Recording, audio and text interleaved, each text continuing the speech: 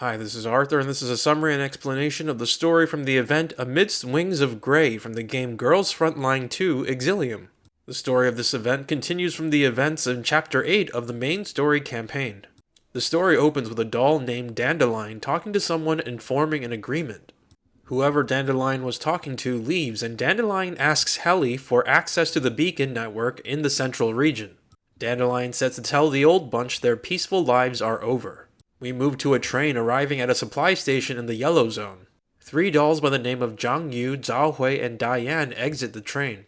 Diane mentions she doesn't know why she's here, just that an old friend, likely Dandelion, asked her to come. In other words, these dolls are likely the old bunch Dandelion called. Suddenly, railway guards try to arrest them, thinking they are weapon smugglers. Cooler heads prevail and Diane proves they are authorized to carry their weapons. Just then, an explosion occurs in the quarantine wall as a Boojum and a bunch of Elids attack. Side note, Boojums are especially powerful Elids, and Elids are mutated monsters in the contamination zone. The police ask the dolls to help fight off the Elids, and the dolls agree. The dolls clear the area of Elids and the police thank them. The police also warn them not to go outside the walls because people have gone missing there. Just then, there's another explosion in the quarantine wall, and the dolls head over to investigate. Once there, they see an unconscious blue-haired doll near the wall with 3 spheres floating around her. The spheres soon fly away, and Diane's group go to the blue-haired doll and reboot her. We move to the commander on the Elmo, and it seems Sextance is on board and being analyzed. We move again to half a day ago when Lena called during their confrontation with a damaged Sextance. Dandelion hops on the call and says Sextance is a powerful 3rd-generation doll made by the Gerard group, more advanced than Groza and her squad. However, if the commander allows Dandelion to solve the limiting problems with their remolding patterns, Groza and her squad should be able to easily defeat Sextance. Additionally, Dandelion asks they recover Sextance's frame so she can hack into her neural cloud and retrieve information on the Gerard group. The commander approves and Dandelion enters the Elmo systems, merging with a backup of herself that was already on the Elmo. Dandelion explains when the commander first left Griffin 10 years ago, they initially used Dandelion as the Elmo support AI. Dandelion starts upgrading the remolding patterns and Lena hops back on the call. Lena says their planned meeting in Kiev leaked and they need to change plans. Dandelion finishes the upgrades and Groza and her squad defeat Sextance and retrieve her body. The commander then chats some more with Dandelion and Lena, and something called the Mephisto Agreement comes up. Apparently, when the commander left Griffin 10 years ago, some people were afraid of what the commander was capable of. Accordingly, those people made the commander agree to the Mephisto Agreement. This agreement stipulates the commander must stay away from all the dolls he worked with at Griffin. Side note, Groza seems to be an exception. Lena then says their former comrade Klukai is currently on a mission and Colin wants Groza's squad to help Klukai.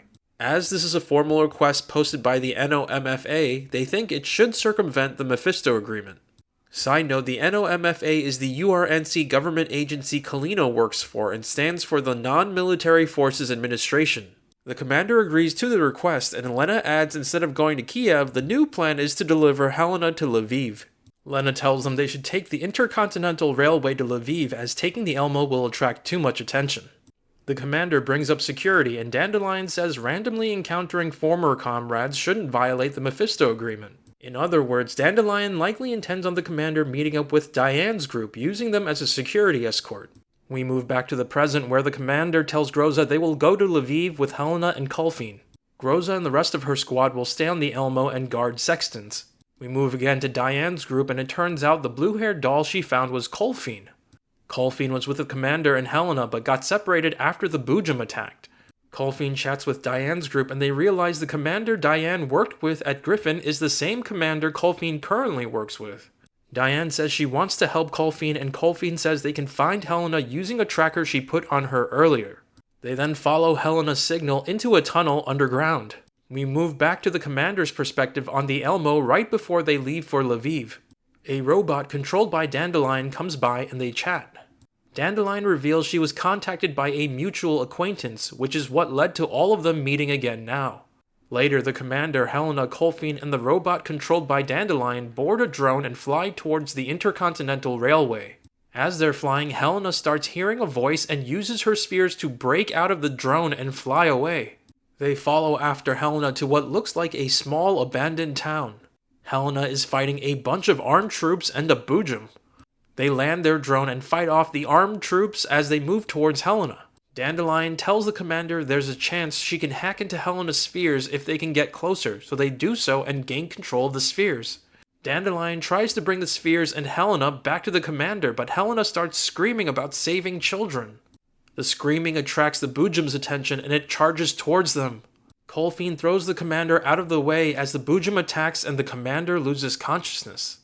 We move back to Colfine with Diane's group as they track down Helena. They encounter some armed troops but continue on until they reach a corridor.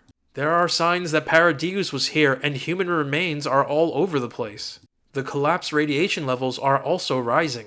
They recall the police mentioned people were disappearing in the area and it seems they were kidnapped by Paradeus. The group continues to the end of the corridor and go through a door. Inside are Unitates along with a Niter praying over a pit. At the bottom of the pit is a Boojum. Colfine says that Boojum was the one that attacked her earlier and suspects the Boojum may have eaten Helena.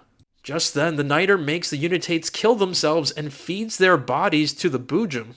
A massive plant then coils around the Boojum's tail, binding it to the pit. At the same time, Helena's spheres continue to circle around the Boojum, almost as if Helena is inside it. Diane and her squad suspect this Boojum was artificially created by feeding on people. Colfine feels anxious to rescue Helena and shoots at Niter. Colfine's bullet somehow disappears and an enraged Niter attacks them. We move back to the commander's perspective, who wakes up next to Dandelion's robot and Helena. Helena leads the commander to an underground tunnel and they enter it. As they continue underground, Helena speaks strangely. They eventually reach the corridor Colfine and Diane's group went through. However, instead of going to the end of the corridor like Diane's group did, Dandelion finds a secret passageway and they enter it. They soon enter a room with 4 glass tanks inside. Inside each tank is a human with some kind of vegetation. Helena walks up to the tanks and seems to recognize the people inside the tanks. Dandelion finds some data on the tanks and it seems Paradeus likely kidnapped the people from the now abandoned town and experimented on them. It seems Paradeus was trying to fuse humans with plants and animals in hopes of creating a being immune to collapse radiation. Helena asks if they can save the people in the tanks and Dandelion says she cannot. They decide to turn off the tanks, ending the lives of those inside. Just then they hear the growl of a Boojum and they all run to the end of the corridor. We move back to Diane's perspective and the dolls are fighting Niter and the Boojum. Niter can somehow control the Boojum. They eventually defeat the Boojum and it seems Helena was inside it as Helena uses her spheres to cut herself out of the Boojum's body. Niter is elated at first and she thinks Helena is her lord, but soon realizes Helena isn't who she thinks she is. Just then, another Helena enters the room and says she is Niter's lord. It seems this new Helena stole the commander's gun earlier and now points it at Niter. The Helena with the commander's gun then shoots Niter multiple times, killing her. The two Helenas now approach each other and chat a bit before fighting each other. Dandelion takes control of Helena's spheres again and Diane and her dolls reach the commander and update each other on what's happened. One of the Helenas who is now floating then speaks to the commander and says she is a consciousness similar to someone the commander knows well. Side note, it isn't clear what's happened to Helena, but this is my understanding based on what's said. The floating Helena is the first Helena we encounter in the story who's been with the commander since chapter 1 of the main story campaign.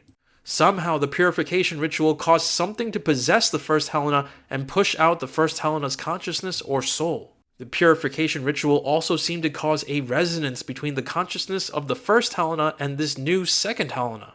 In other words, the consciousness of both the first and second Helena now inhabit the second Helena's body while something new has taken possession of the first Helena's body. Back with the commander, armed troops suddenly attack and surround the commander and the dolls. Just when things are looking bleak, Centarese and Macchiato call and come to the rescue. And that is the end of this event story and this video. If you liked what you've seen here, please like, comment, and subscribe.